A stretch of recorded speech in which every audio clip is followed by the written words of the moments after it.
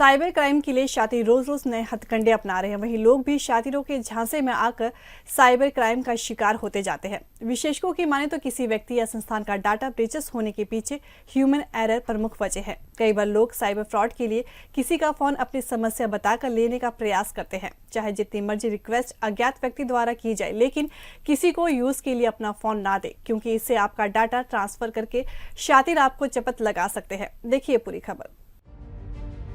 Cyber crime के बढ़ते मामलों पर डॉक्टर महाजन का कहना है कि जो रिपोर्ट साइबर क्राइम को लेकर सामने आ रही है, उसमें डाटा ब्रीचेस का मुख्य कारण ह्यूमन एरर सामने आता है। शातिर लोगों को फंसाने के कई प्रयास करते हैं और लोग उनके झांसे में आकर फ्रॉड का शिकार हो जाते हैं। यदि कोई आपको कॉल करके डाटा मांगता है, कई बार ऐसे भी आप साइबर ठगी का शिकार हो सकते हैं। कई बार देखा जाता है कि शातिर अर्जेंट कॉल का बहाना बनाकर सामने वाले व्यक्ति से किसी को कॉल करने के लिए फोन मांगने का नाटक करते हैं। बार बार आग्रह करने के बावजूद किसी के हाथ में अपना मोबाइल ना दे, क्योंकि कई बार देखा गया है कि शातिर आपके फोन से बार बार कॉल करने का नाटक करके कॉल डाइवर्ट या डाटा ट्रांसफर कर लेते हैं, जिससे आप साइबर क्राइम का शिकार हो जाते हैं। शातिर कई हथकंडे अपनाते हैं कि आप अपना मोबाइल उसे दे दे, लेकिन कोई भी ऐसा ना करे। इसके लिए जागरूकता जरूरी है। डॉक्टर मीनाक्षी महाजन आगे कहा कि जब आप अपना टूथब्रश किसी से शेयर नहीं करते तो OTP क्यों किसी से शेयर करना। कई बड़े साइबर ठगी के मामले OTP शेयर करने की वजह से ही सामने आए हैं। जागरूकता इससे बचने का एकमात्र उपाय है। ऐसे में सभी जागरूक होकर साइबर ठगी से बच सकते हैं।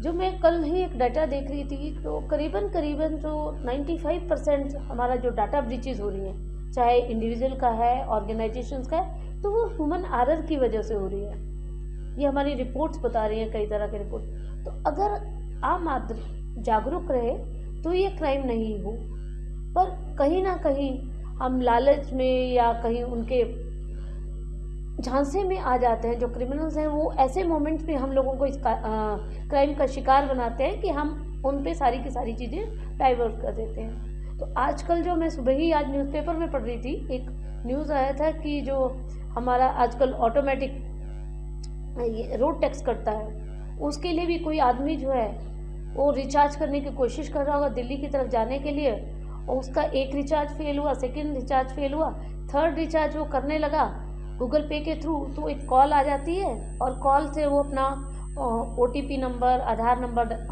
दे देता, और उसके बाद उसके कॉन्टीन्यूसली पैसे डिटेक्ट हो जाते हैं। तो हमारी ही लापरवाही है कि हमने OTP दिया, कोई थर्ड पर्सन जो आके हमें फ़ोन कर रहा है और हम उसे अपनी सारी पर्सनल इन्फॉर्मेशन डाल दें। तो मेरा तो ये ख्याल है, साइबर के लिए आम आदमी जो जागरूक रहे, तभी ये साइबर क्राइम कम करने में सहयोग मिलेगा। हाँ सर, कई बार ऐसा होता है कि हम कभी चल रहे हैं और कई रास्ते में हमें कोई ऐसा आदमी मिल जाए जो अपने आप की ज़रूरतमंद बताए कि मेरी फ़ोन की बैटरी ख़त्म हो गई है, या मेरा सिग्नल नहीं है, या मेरा बैलेंस नहीं है, तो वो रिक्वेस्ट करता है और सर्कमस्टांसेस ऐसे बता देता है कि सामने वाला आदमी उसको मना नहीं कर पाता, और हम जो है फ़ोन उनको हैंड ओवर कर देते हैं किसी कॉल को करने के लिए। जब वो आदमी कॉल करता है तो वो कॉल करने के बाद एक बार कॉल करेगा तो वो कॉल जो है कहता है कि कॉल नहीं लग रही। दूसरी बार कॉल करता है तो कहता है कॉल नहीं लग रही, कहीं और फॉरवर्ड हो रही है, और इसके बाद वो फ़ोन हैंड ओवर कर देता है। इसका नतीजा देखने में यह क्या आता है कि वो फ़ोन के कॉल डाइवर्ट का जो है हाईजैक कर लेते हैं फ़ोन को, और उसके बाद जितने ही उसके फ़ोन का डाटा है वो दूसरे फ़ोन में ट्रांसफ़र हो जाता है। तो कहीं ना कहीं वो क्रिमिनल एक्टिविटी को अंजाम दे देता और जो फाइनेंशियल फ्रॉड है उनको जन्म देता है। इस लोगों से अपील है कि जागरूक रहिए।